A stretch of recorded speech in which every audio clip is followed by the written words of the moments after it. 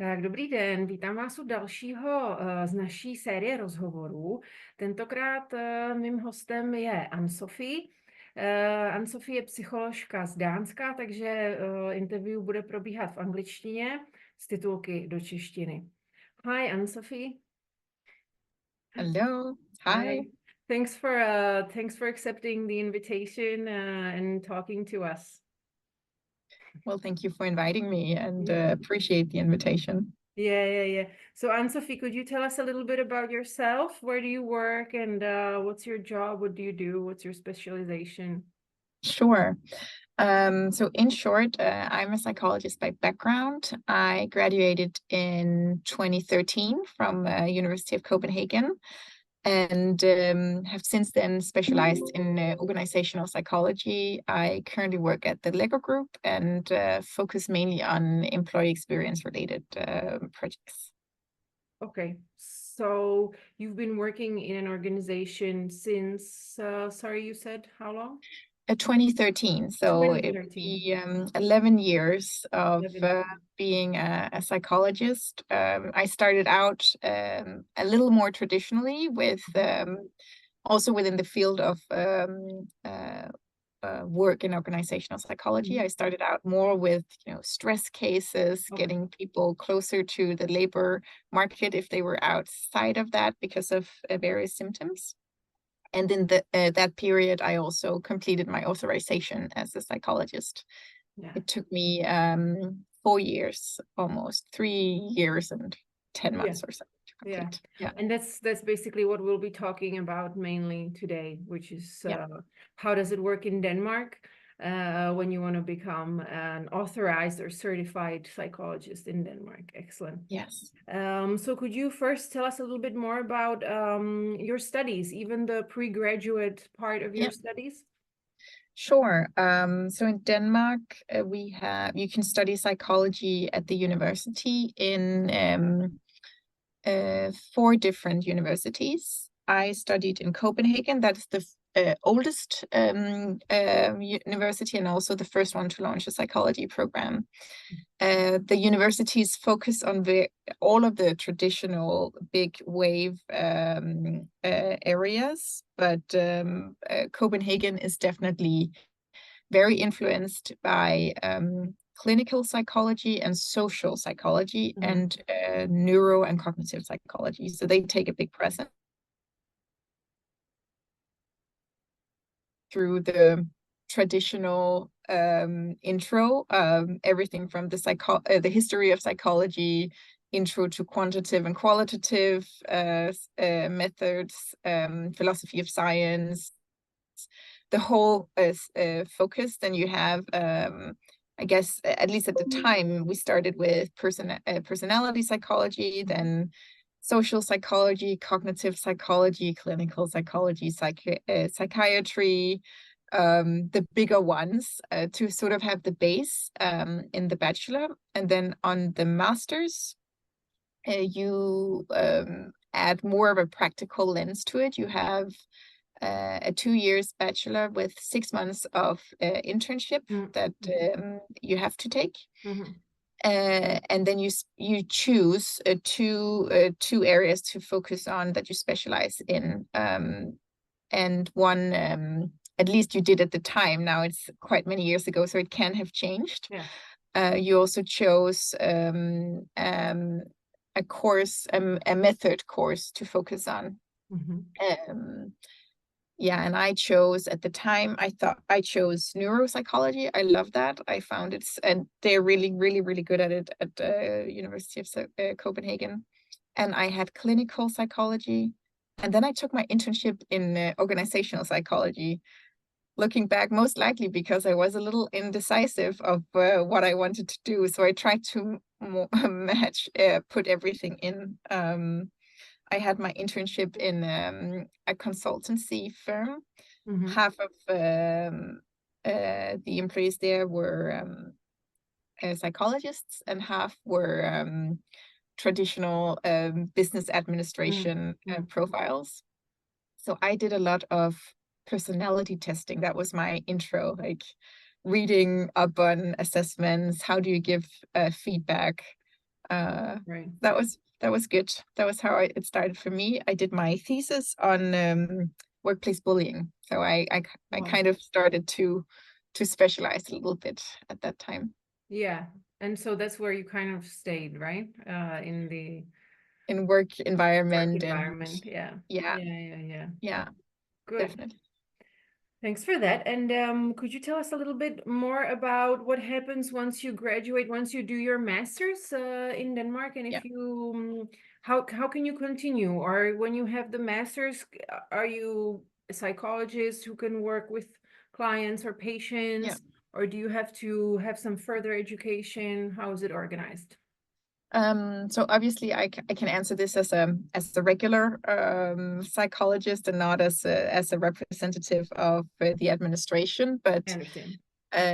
but in general, it's a protected title in Denmark to be a psychologist, and you are a psychologist after you graduate your master's. Mm-hmm.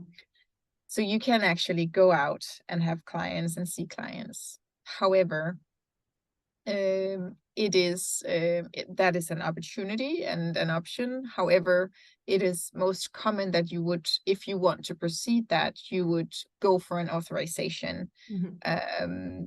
That is also the only way you can get clients from insurance companies. It's Mm-hmm. the only way you over time can get clients via our doctors. So also the authorization is very important. Mm-hmm. It's also my impression that most psychologists know that that is a quality assurance that you need to have. So ethically speaking, you would go for that if you venture into a clinical or one-to-one way of working. I, however, know quite many organizational psychologists who decide not to do it if they mainly work on organizational changes. Yeah. For me, it was important. I saw it as a development as a practitioner. I also started out with individual cases and psychometric testing, and I saw it to be very, very important. Even though I'm in this field, and I will advise any psychologist to go for the authorization and don't agree to the approach of not doing it, even though you're in organizations, because you're still a psychologist working with people. Yeah. In my mind. I understand. Mm-hmm. And so you mentioned for you it took a bit longer than 3 years. And what is there some kind of minimum or? Yes, at least at the time, you couldn't do it faster than 3 years. Most spend more. In the Danish structure, you need to have a certain amount of confrontation hours. So that's a certain amount of hours where you actually meet people. And that is then split in hours where you work with individuals and hours where you work with groups. You need to do both and collect these hours. And that needs to be signed by your employer, that you actually have that in your job profile. You also need to show your job descriptions when you apply. In addition, you need to have a certain amount of these confrontation hours being assessment and a certain amount of hours being interventions. And that also means that for some jobs, it's very difficult getting all of these hours fast, because you might mainly have individual confrontation hours. Or if you start, for instance, in a recruitment company, you might do much more assessment than you do intervention. Yeah. So it really depends on your first roles. So it's not uncommon to spend 5-6 years getting your authorization. Okay. For me, I had more hours with groups than I had with individuals. So that was what made it longer for me. However, I was lucky to have a job in which I could speak to my people leader. She knew it was part of my individual development. So in my 3rd year, I had more individual hours added to my job scope, so I could catch up and get my authorization. Sorry. And how does it work when you are employed somewhere and you are basically, because of your job, you're already specialized in a field? whether it's like it was for you work environment, or Yeah. for someone else it could be psychiatry, and then you're missing some other aspects of the education. Does Yeah. your employer normally enable you to fulfill the other requirements? Is the general environment helpful for people to complete the education? I would say it differs. It differs. In addition to the confrontation hours, there's also a internal and external supervision you need to get. And I think, as far as I remember, it's 120 hours of supervision. And it really depends if that is paid by your employer or not, which is also what can prolong the process. If you're in a public or part of the public sector, it's usually part of your salary. Where I worked, it was also, because we had quite many psychologists at it, it was also part of our salary. But if you're in a smaller company, it's not for certain that they can afford it. To your question on specialized fields, after completing the authorization, it's possible to then get a specialist education on top. However, while the authorization is driven by our public system, our governmental administration, and then also governed by them in terms of if you have complaints or people will lose their authorization. The specialist education is driven by our union. And that is a little special. So that is also something you pay yourself. And at the same time, it's not, it matches more with, I would say, if you specialize in clinical psychology. But speaking frankly, I would see it as a gap in the Danish system that I can actually go out and take on a role as an authorized psychologist in a psychiatric role. I would not feel equipped for that, because that's not my area of specialty. So I would feel as if I should start from scratch. I should be a newbie in that if I would take that on. And vice versa, if you took someone from who only worked in psychiatry and told them, now you do this big layoff and you take care of the employees afterwards. But that's just our field. I think there's so many applications to it that we cannot, be perfect or not even close to perfect in all of them. So yeah, that's kind of like the thing that we need to work with. And I think in some countries or in some systems, this is more taken care of within the system. In other parts, maybe not so much. And then it's up to the ethics of the individual. Fully agree. And that is something that at least I experience is high. It's a very valued focus in the community. Okay, good, I understand.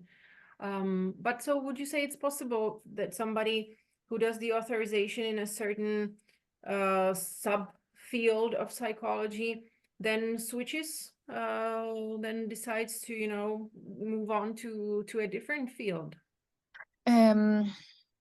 Yes, it does happen for sure.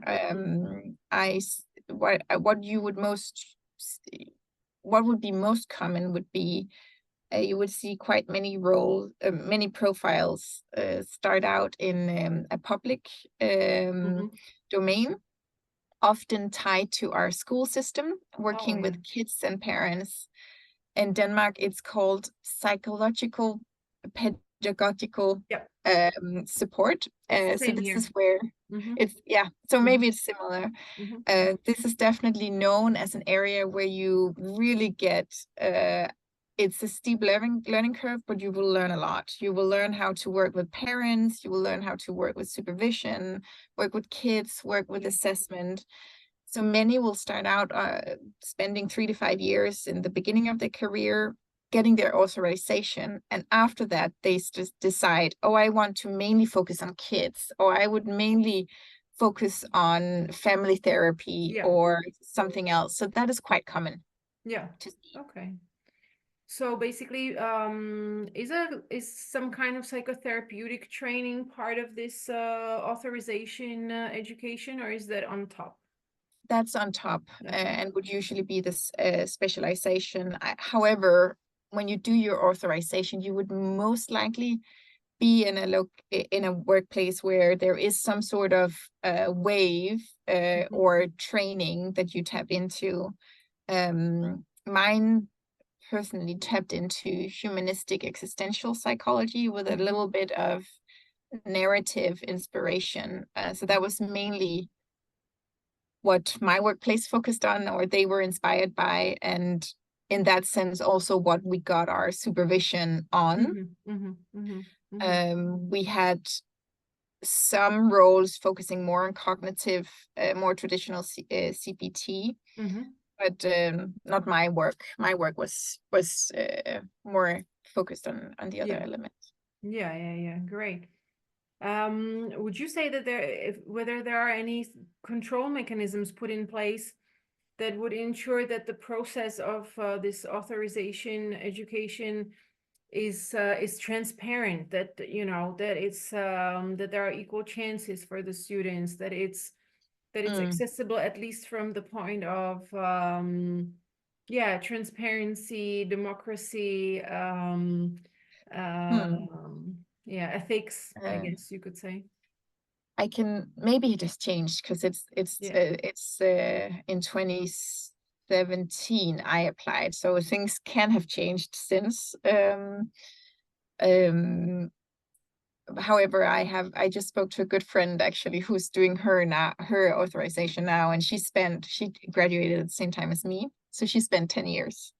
But always worked. She had a family, maybe, no? Or she had one child, but she also worked in organizational psychology, so she just didn't have enough individual confrontation hours.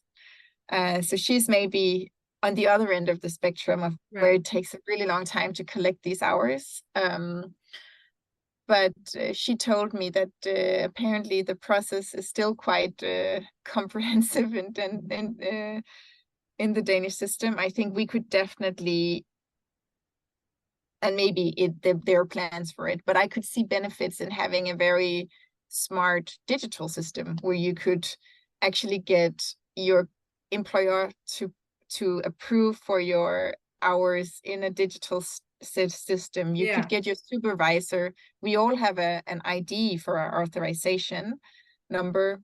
They could log in. They could tick a box saying, yes, I approve the quality level, the self-reflection level. Instead of, we have so many documents you have to sign that have to be scanned and combined, and it makes it very difficult to navigate in. I think it also makes it less accessible for some profiles who would have a harder time collecting all of this. So this is a very long-winded answer to your question, saying no, I don't think we're in a spot where everything is transparent and very easily accessible.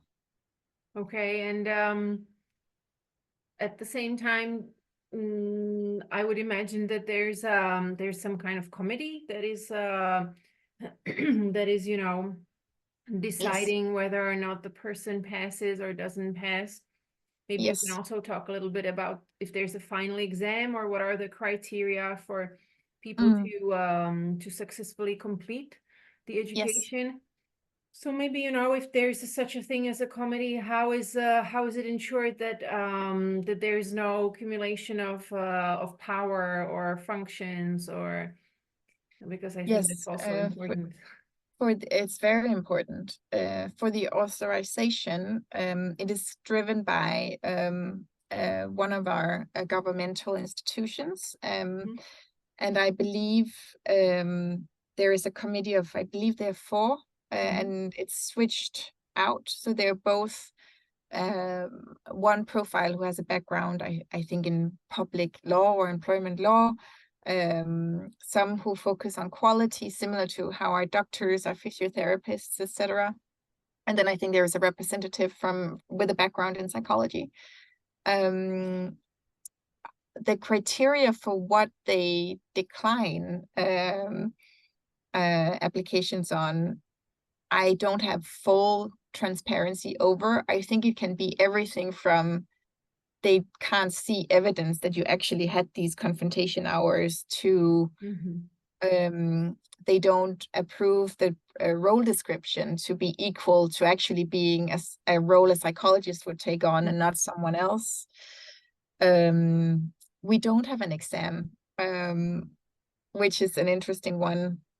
I could see that would make a lot of sense, to be honest, just personally speaking.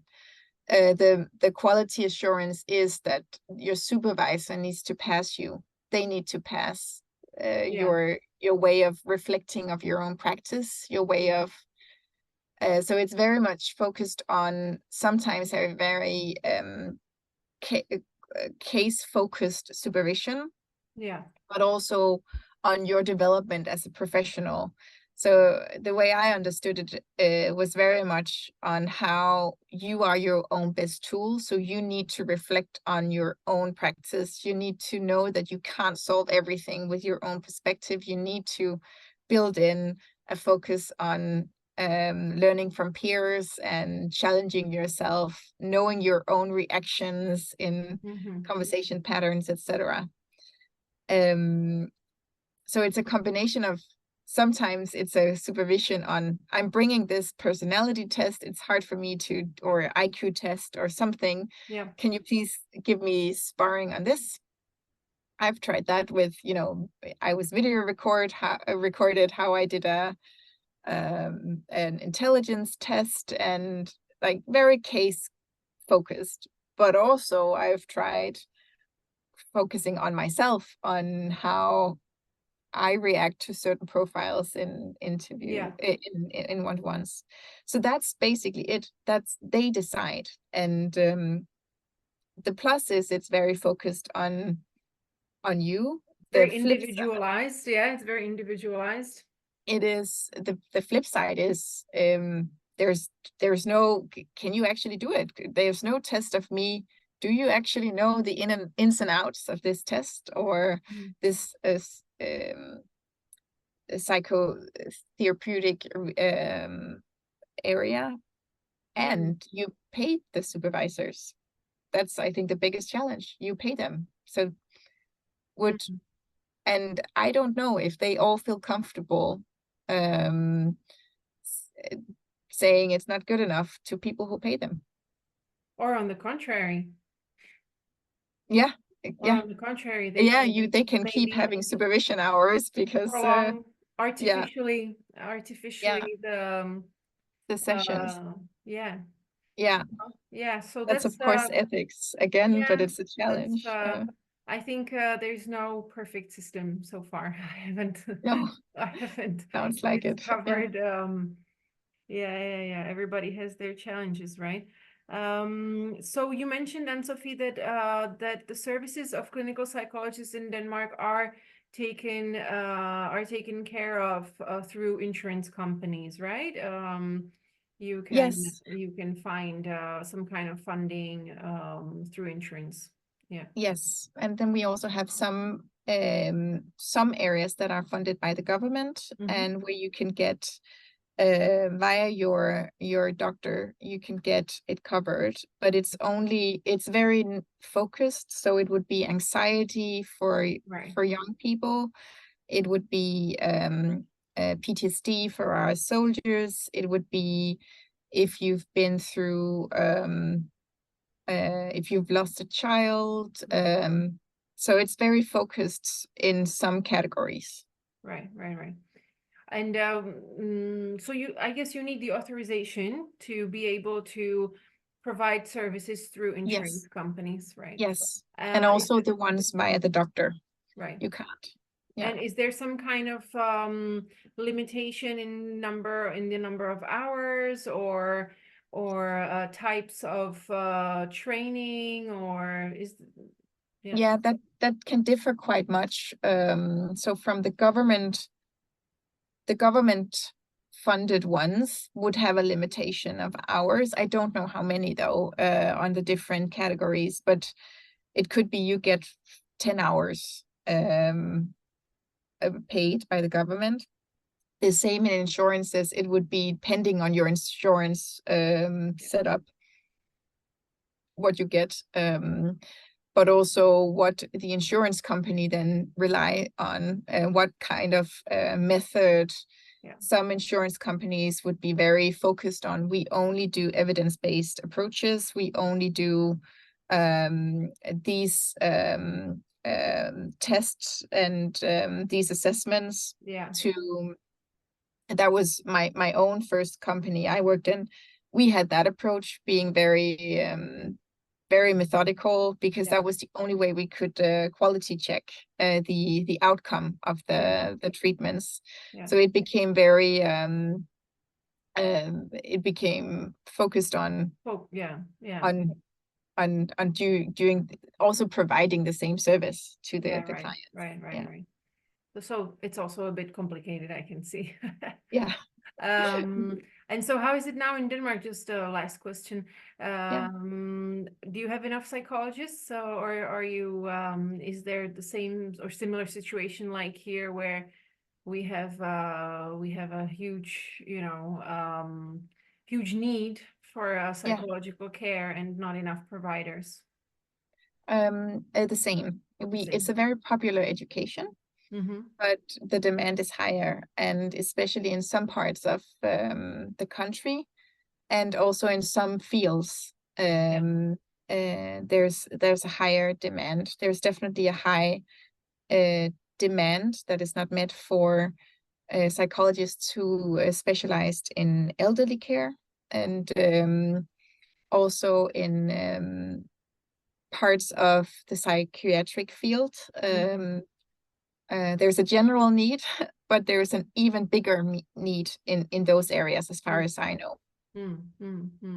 Yeah, and as you say, maybe some regions of Denmark are also, or some areas of Denmark are also understaffed, if I can say like that. Yeah, well, we see the same here. What would you say, as the very last question, is the best, if you could name like one or two things that you find the most valuable in Denmark's educational system in psychology? What would you highlight? First, I think it's very important that it is it's a protected title. I think that is very important. I think it's important that it has its roots in a very scientifically based background. I do believe that psychology needs to be a science. So I like that. I think I would definitely be in the camp recommending to prolong the number of years so that it matches.